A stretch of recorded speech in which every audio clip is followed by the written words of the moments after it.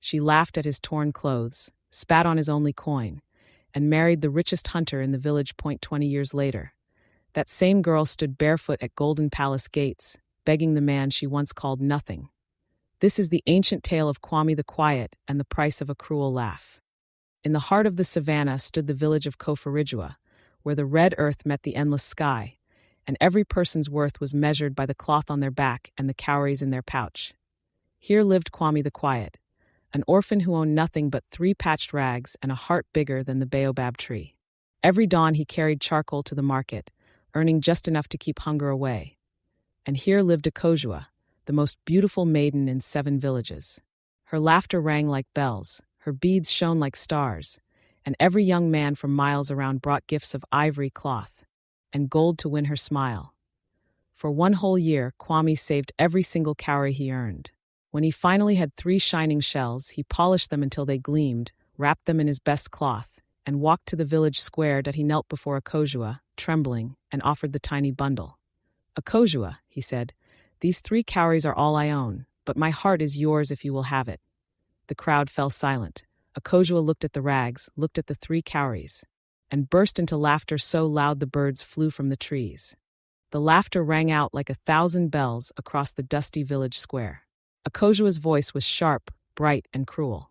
She tossed her head so that her beads flashed in the sun, and the 3 cowrie shells Kwame had saved for a whole year rolled into the red dirt like worthless pebbles. Look at him, she cried, clutching her sides. 3 cowries. 3. My father's goat is worth more than that. Go back to your charcoal fire, orphan boy. You will never be man enough for me. The crowd howled. Young men slapped their thighs. Old women clicked their tongues, half amused, half ashamed. Kwame knelt in the dust, his patched cloth burning against his skin. He did not speak. He simply gathered the shells, one by one, and tucked them into the small leather pouch at his waist. Then he stood, turned his back on the laughter, and walked away. That night, when the moon was a thin silver blade, Kwame left Koforidua forever. He carried nothing but the clothes on his back, a gourd of water, and the pouch with the 3 cowries. The village dogs barked once and fell silent. No one saw him go. He walked for 3 days and 3 nights, past baobab trees and dry riverbeds, past places where the wind itself seemed to mourn. On the 4th dawn, he came to a lonely crossroads where 4 ancient paths met. There stood a bent old woman wrapped in a cloak the color of storm clouds. Her face was hidden beneath a hood, but her eyes glowed like embers. You carry a heavy heart, child, she said, voice soft as falling ash. Kwame knelt. I carry shame. The old woman shook her head. You carry a laugh that was not yours to own. Shame belongs to the one who gave it. She reached into her cloak and drew out a single seed, no larger than a kola nut, black and shining like polished obsidian. This seed has waited 1,000 years for tears that are honest, she said. Plant it where your heart hurts most.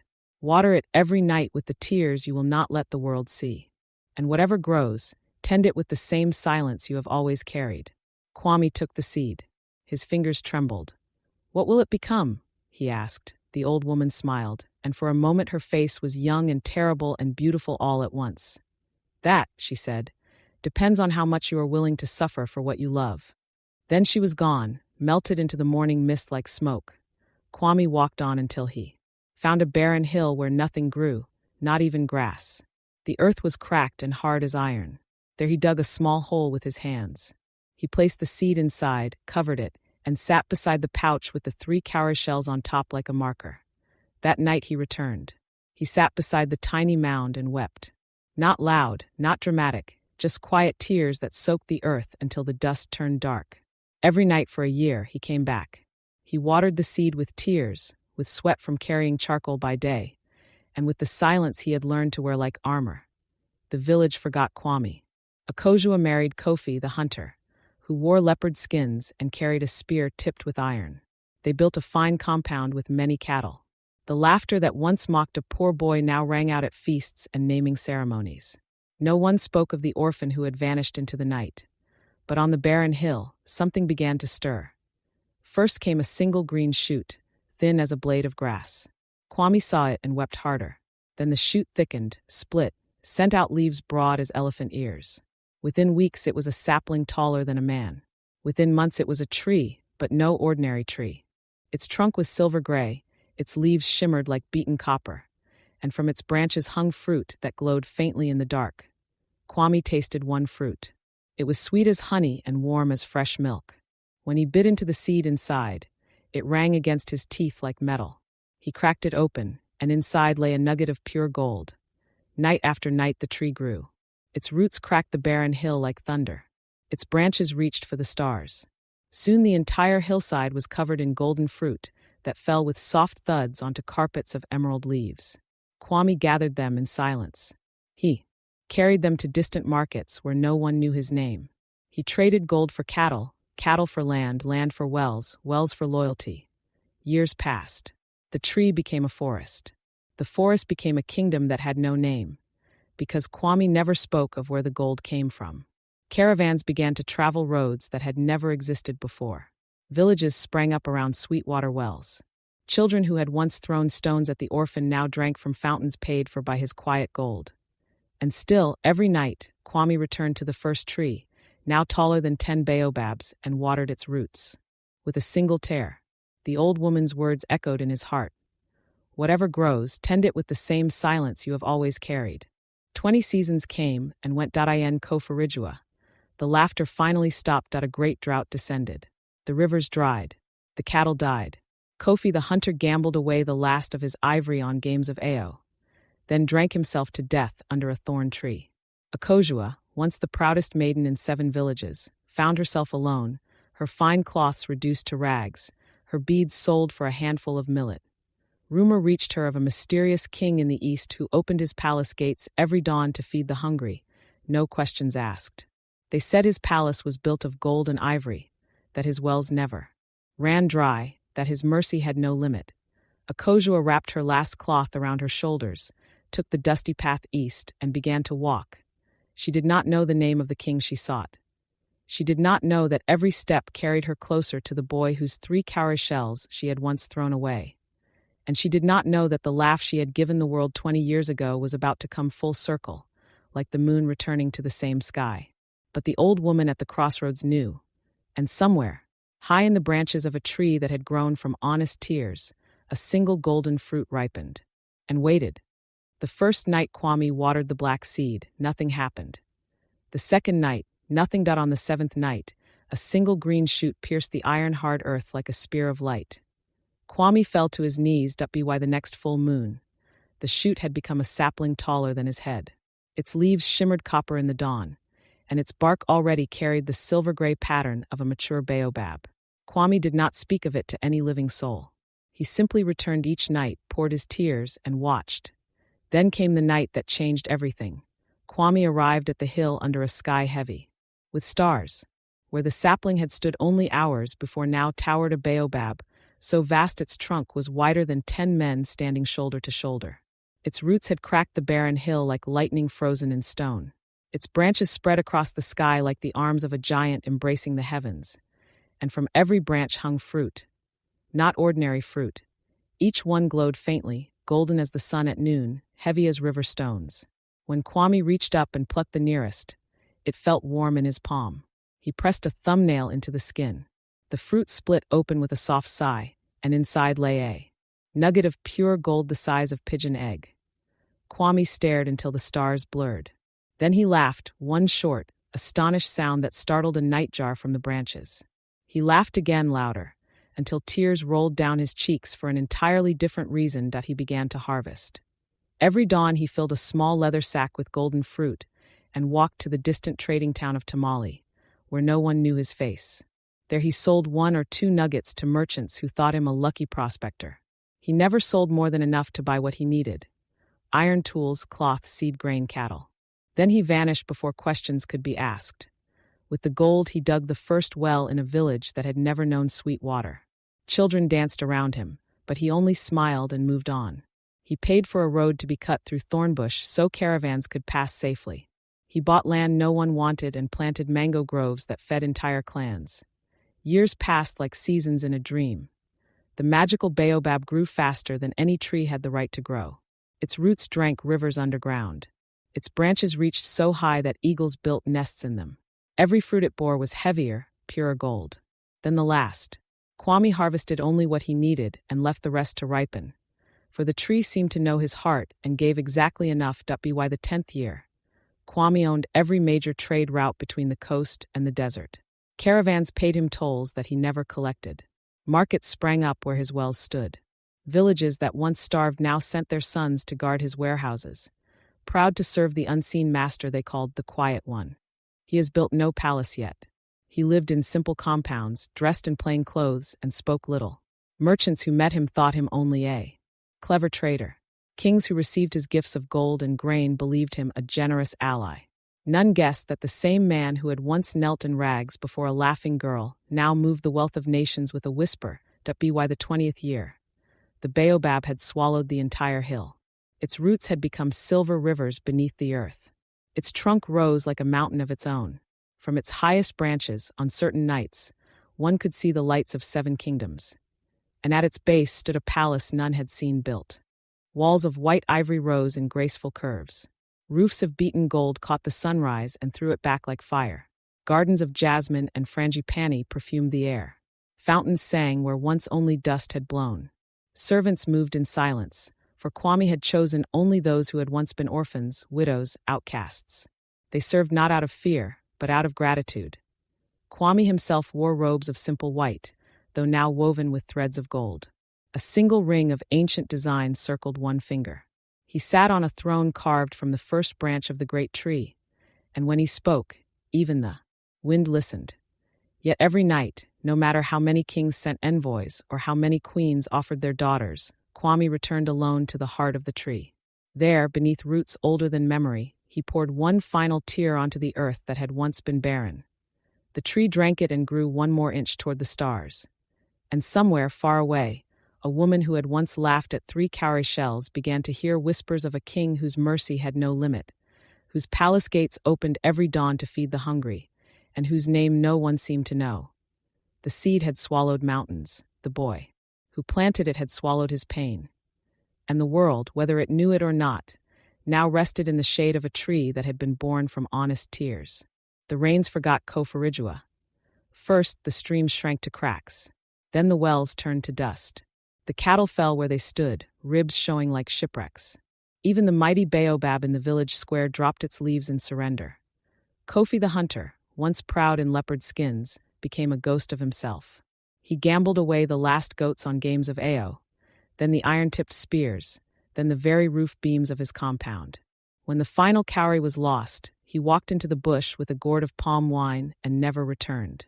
They found him from his body days later, swollen and silent beneath an acacia. Akojua was left with nothing but the memory of her laughter. The beautiful beads were sold for a handful of millet. The bright cloths became rags. The proud tilt of her head bowed low as she joined the lines of women scraping the earth for wild roots.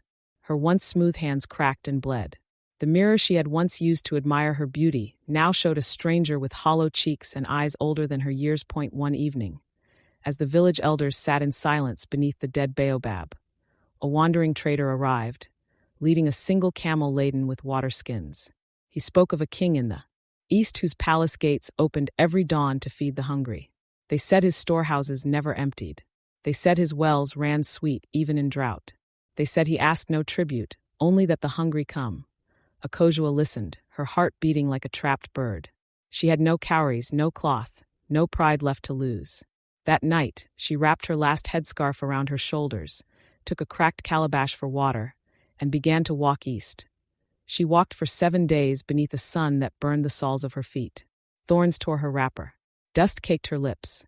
When she finally saw the palace, rising from the horizon, she thought it a mirage. Walls of white ivory gleaming like moonlight, golden domes catching the dawn, and gardens of green where no green should grow. At the great gates of carved cedar stood a line of the hungry. Old men, mothers with babies tied to their backs, and children with bellies swollen from hunger. Akosa joined the end, head bowed, veil pulled low. The gates opened. Servants in clean white cloth carried baskets of bread, bowls of stew, and gourds of milk. The line moved slowly forward. Then the gatekeeper raised his staff. Today the king himself will see. One beggar, he announced. Only one. The rest will be fed as always, but one may enter the courtyard and speak. The crowd murmured. Hands reached out. Voices begged. Akojua stood silent, too ashamed to lift her eyes. The gatekeeper walked the line slowly. His shadow passed over her. Stopped. You, he said gently. The woman with the torn veil. The king will see you. Akojua's legs nearly gave way. Rough hands helped her forward. The gates closed behind her with a sound like distant thunder. She was led across a courtyard of cool marble, past fountains that sang like birds, past gardens, where jasmine perfumed the air. At the far end stood a throne carved from dark wood beneath the greatest baobab she had ever seen. Its roots cradled the palace like loving arms. Golden fruit hung heavy from its branches. Upon the throne sat a man in simple white robes edged with gold. His face was strong, his eyes calm as deep wells. A single gold ring glinted on his finger. Akojua fell to her knees. The veil slipped from her head. Time stopped. She knew that face. Older, stronger, lined with quiet wisdom, but unmistakable that he knew hers. The shape of the cheekbones, the curve of the mouth that had once laughed so cruelly 20 years fell away in a heartbeat. Kwame rose slowly from the throne. The courtyard was silent except for the soft splash of fountains. Akojua's voice came out as a cracked whisper. Kwame? He said nothing at first, only looked at her with eyes that held neither triumph nor hatred, only recognition. Then very softly, I once offered you 3 cowries in my heart. You chose laughter. Akojua began to weep, great, tearing sobs that shook her thin frame. Kwame stepped down from the dais. He did not touch her. He simply stood before the woman who had once broken him and waited. The courtyard held its breath. Akojua knelt on cool marble, veil pooled around her like shed pride. 20 years of hunger, shame, and regret poured from her eyes in silent rivers. She waited for the blow that never came. No mocking laughter, no public humiliation, no order to throw her out. Only silence. Kwame stood before her, white robes catching the morning light, the great baobab behind him heavy with golden fruit. His face was calm as deep water. When he finally spoke, his voice carried neither triumph nor bitterness. I once offered you 3 cowries in my heart, he said. You chose laughter. Akojua flinched as though struck. Today, he continued, I offer you bread and water. No strings. He gestured. 2 servants stepped forward with a tray. Warm millet bread still steaming, a bowl of thick goat stew, a calabash of sweet water drawn from the palace well. They placed it gently before her. Akojua stared at the food as if it might vanish. Then the tears came harder, ugly, choking sobs that shook her thin shoulders. She pressed her palms to the marble, expecting guards to drag her away, expecting the king to turn his back and walk away forever. Instead, Kwame knelt, not in submission, but in quiet strength. He lifted the bowl himself and held it out. Eat, he said softly. No one goes hungry in this house. She took the bowl with trembling hands. The first swallow burned her throat with kindness. The second broke something inside her. She wept into the stew until the servants gently lifted her to her feet and led her to a shaded bench beneath jasmine vines. Days became weeks. Kwame gave her a wing of the palace overlooking the gardens. Cool rooms with soft mats, a wardrobe of fine cloth, servants who spoke gently and called her madam. He restored her dignity without ever asking for gratitude. Meals appeared 3 times a day. Her body filled out. Her skin regained its glow. Children who had once thrown stones at beggars now ran to greet her with flowers. Yet Kwame never visited her chambers, that he passed her in the corridors with a polite nod, nothing more. At feasts he seated her at the high table, but always between elders, never beside him. When she tried to speak of the past, he listened with the same calm eyes, then changed the subject to the new wells being dug or the caravans arriving from the coast. One evening, as the sun bled gold across the sky, Akojua found him alone beneath the great baobab. Golden fruit lay scattered like fallen stars. She approached on bare feet, wrapped in the finest kent he had given her. My lord, she began, voice trembling, I was cruel. I was blind. I thought beauty and pride were everything. You have given me more than I ever deserved. If there is any way I can repay, Kwame raised a hand, gentle but firm. You to stop her. You owe me nothing, Akojua, he said. The debt was never yours to carry. It belonged to the girl who laughed. That girl died in the drought. The woman before me now is someone else. He looked up at the tree that had grown from his tears. I learned long ago, he continued, that a heart offered once and refused cannot be offered again in the same way. The tree gave me gold. The old woman gave me wisdom. But no one can give back the boy who knelt in the dust with 3 cowries. Akojua's eyes filled again, but this time the tears were quiet. I understand, she whispered. Kwame smiled, the first true smile she had seen from him. It held no bitterness, only peace. Live here as long as you wish, he said. Be mother to the orphans I bring in. Teach the girls, who come hungry, that beauty is not measured in beads or laughter. That is repayment enough. He turned and walked away beneath the golden branches. Akojua watched him go, the king who had conquered kingdoms with kindness and conquered his own heart with silence. Years later, when travelers asked how the great palace came to house so many widows and orphans, the servants would tell them of the woman who lived in the eastern wing. Once the proudest maiden in 7 villages, now the gentlest mother to every child who knocked.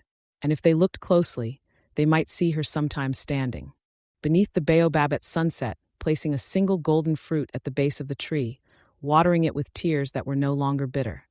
For some debts are paid not in gold, but in the quiet changing of a heart, and some choices, once made, can never be unmade, but they can be redeemed. Kwame became the richest man in the 7 kingdoms, but the greatest treasure he kept was the lesson: never laugh at rags. Some hearts break and stay broken. Some hearts break and grow into forests that shelter the world. Screen text appears in elegant gold letters. If this story moved your spirit, smash that like button. Share it with someone who needs to hear it today. And in the comments, tell me this: have you ever been laughed at for having little and later proved the world wrong? Your story matters. Drop it below. I read every single one. Subscribe and tap the bell. You never know which seed they will plant.